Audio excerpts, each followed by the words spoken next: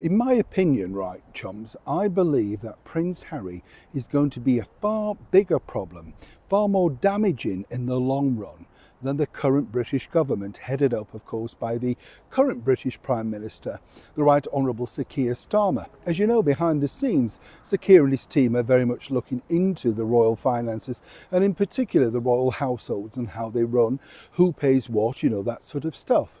But a breaking news story regarding Prince Harry just proves that he and his wife, who do not serve the British public or indeed the Commonwealth, well, in their eyes, they're winning. And this is going to be, many people say, the ultimate downfall in the House of Windsor. Think I'm kidding? As ever, let me explain.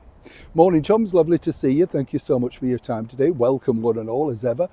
Yes, welcome brand new subscribers. It's lovely to have your company. And as I often say, do make yourselves known, be respectful. We don't plug anything for anybody else or anything like that. We're not marketeers. We're here for conversation, friendship and companionship. If you just want to read something, share something, as long as it's in the confines. You know what I'm saying? A lot of people start to go off and try and plug things like Bitcoin and many other things. Not interested. We're here for friendship. That's the aim of the game. Just pointing that out. Many of course, just decide that they think they can use it to try and entice you into these fake schemes. Be careful is all I'm saying, chums, right? Be careful. And as you hear it from me, take no notice. Absolutely. It's a little bit like this particular story.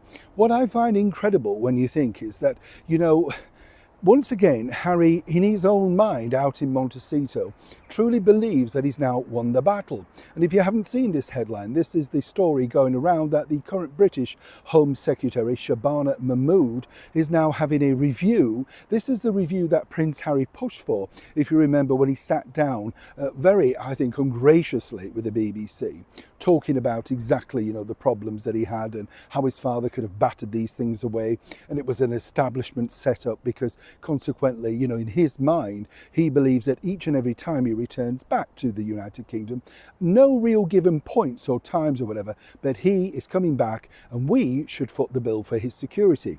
Now, Harry has his own personal 24-hour security, which he wants to pay for himself, and that's his prerogative. He's now a celebrity. That's what you do if you're a celebrity.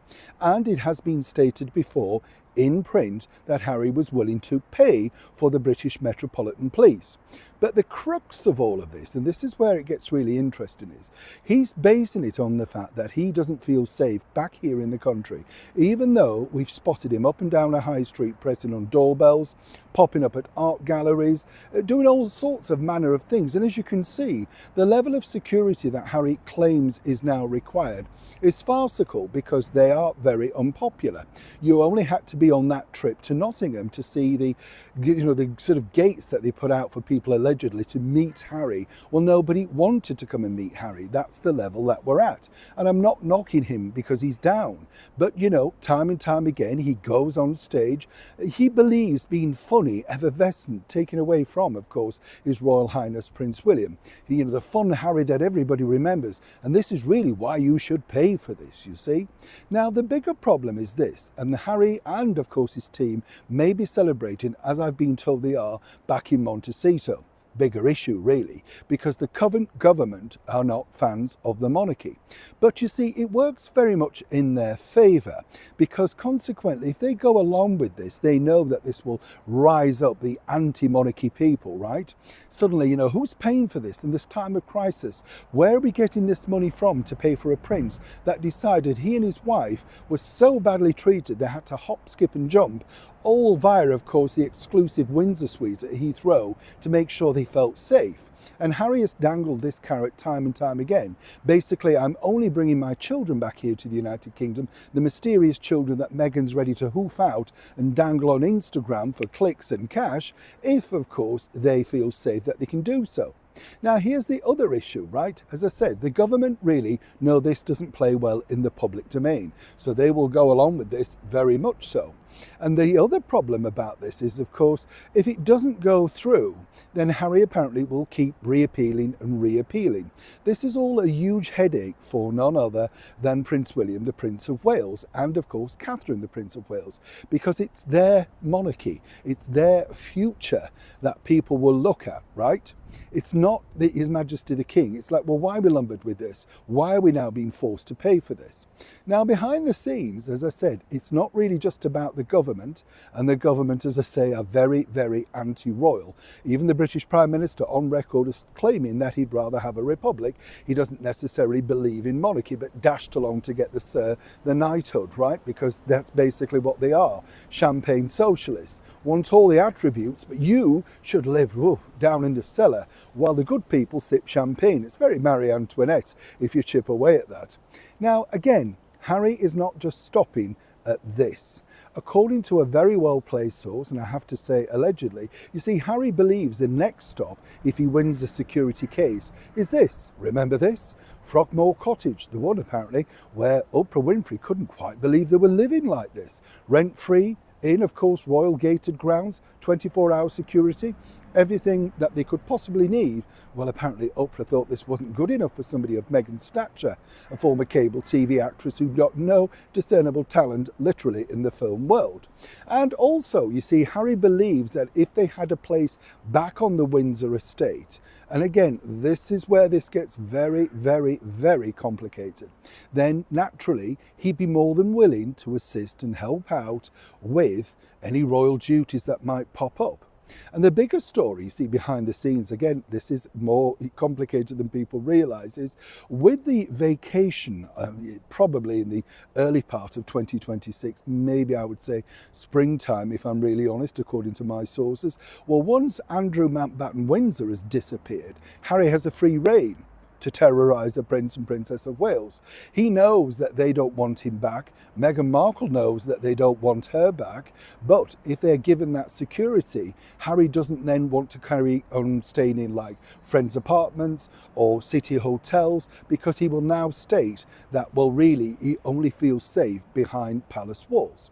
Now, as you know, currently Buckingham Palace is being renovated at great expense, and there's a lot of debate going on behind those scenes. Now, also, as you know, His Majesty the King had offered Buckingham Palace as a place to stay for Harry when he came over here 2 months ago now, September. You see how time flies. And the thing was, this was for the Well Child Awards and all of his charitable events, trying to, well, kick back against all the Centre Barley shambles that he's done. And also, let's not forget that Harry himself felt that went very well. As I've often pointed out, Harry sort of does one or two good deeds and then pops up on Stephen Colbert, a chat show that was very, very disrespectful to Catherine, Princess of Wales, and then does this and thinks it's funny, it's good, it's what I'm about. Now, behind the scenes, Harry would like to get back into a place, particularly on the Windsor estate, and ideally Frogmore Cottage. This is because apparently he thought he was going to bring up his children there and they were going to be roaming free and looking around at a place that he'd known himself. Now, the big problem is this, and this is the really big issue. Harry's in a fantasy land, as we know. All of the things that he says really just do not ring true. But the major problem is his wife. She has no intention really of coming back to the United Kingdom. And many of these people earlier on this year, royal contributors, whatever, said, oh no, they're definitely going to make a return back here to the United Kingdom before the end of the year. Well, we're in the end month of the year and I don't see any sign of that.